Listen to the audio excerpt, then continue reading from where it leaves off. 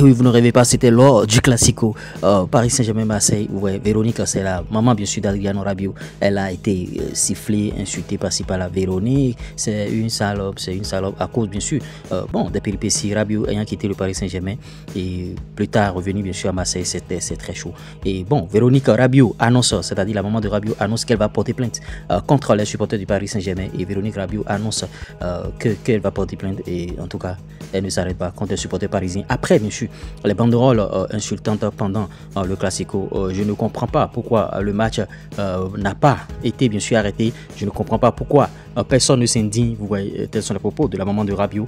Je suis vraiment indigné vraiment à ce qui peut être dit, écrit sans que personne ne réagisse. Vous voyez, tels sont les propos bien sûr de la maman de Rabiot. Elle va porter plainte. On attend de voir ce que le dossier va donner plus tard.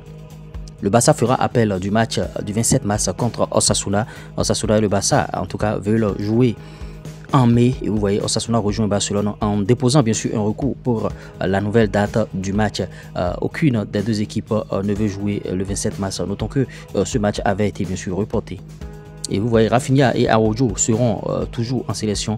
Et vous voyez, Barcelone accueillera Gérone le dimanche 30 mars, encore environ 68 heures, bien sûr, plus tard. Vous voyez, voilà les raisons pour lesquelles le FC Barcelone ne veut pas jouer cette rencontre et veut qu'on reporte la rencontre. Marc Casado ne jouera plus pour le FC Barcelone cette saison. Le joueur espagnol souffre d'une rupture des ligaments croisés. Vous voyez, on lui souhaite prompt rétablissement notamment.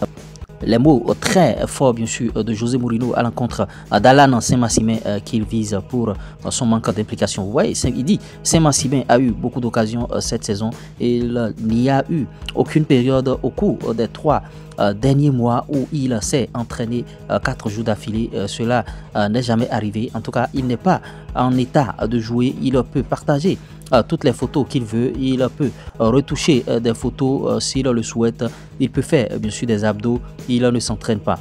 S'il ne s'entraîne pas régulièrement, il ne sera pas bien sûr en état de jouer. Tels sont les propos bien sûr de José Mourinho à l'encontre d'Alan Saint-Maximin. On le disait tantôt, Marc Casado est bien sûr forfait pour le rassemblement de l'Espagne en raison d'une gêne au genou. En tout cas, Casado sera absent pendant près de 2 mois. Le Barcelonais est remplacé bien sûr par Alex Garcia.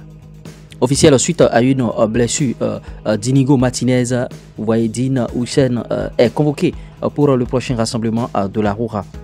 On le disait tantôt, officiel, Inigo Martinez ne sera pas bien sûr disponible pour l'équipe nationale d'Espagne pendant la trêve internationale en raison d'une gêne au genou. Et vous voyez, on lui souhaite prompt rétablissement aussi par rapport à cette trêve internationale.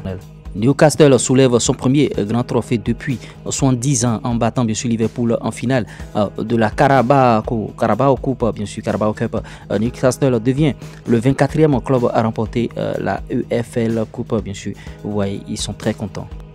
Les critiques, les moqueries, les mêmes, bien sûr. Vous voyez, aujourd'hui, il est entré en jeu. Vous voyez, en parlant, bien sûr, de ce joueur, il est entré en jeu alors que le FC Barcelone était en train de perdre. Et bon, en tout cas, qu'a fait, bien sûr, Ferran Torres pendant qu'il était sur le terrain. Il a marqué le but de l'égalisation, puis il a inscrit le but qui a scellé le match. L'attaquant qui, sans être titulaire, a déjà inscrit 13 buts en 1125 minutes disputées cette saison. Vous voyez, le changement de luxe, vous voyez, c'est un peu ça. Alexander Sørloth a marqué plus de buts contre Barcelone que contre n'importe quel autre adversaire dans sa carrière. Et vous voyez, ceux qui sont anti-barcelonais le prennent bien sûr, bon, en exemple, tout ça là.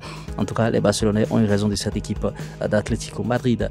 Diego Simeone a remplacé bien sûr Julián Álvarez seulement 15 minutes après le but de la seconde mi-temps, alors que Atlético Madrid menait seulement 1-0 contre Barcelone. Aurait-il dû laisser Álvarez sur le terrain pour creuser l'écart? On attend de voir. L'Atlético Madrid n'avait jamais perdu une avance de 2-0 ou bon de 2 buts depuis l'arrivée bien sûr de Simeone. Cela faisait plus de 17 ans et 662 matchs de Liga depuis la dernière fois qu'ils ont laissé filer bien sûr l'avantage de 2-0. C'était en 2007. Vous voyez, officiel bien sûr, Ousmane Dembélé a été élu homme du match dans le duel contre l'Olympique de Marseille. Bon, Ousmane Dembélé, il marche sur l'eau. J'espère que vous avez bien sûr aimé ce Flash Info. Si vous l'avez réellement aimé, likez, partagez, abonnez-vous et n'oubliez pas d'activer la cloche de notification. Ciao.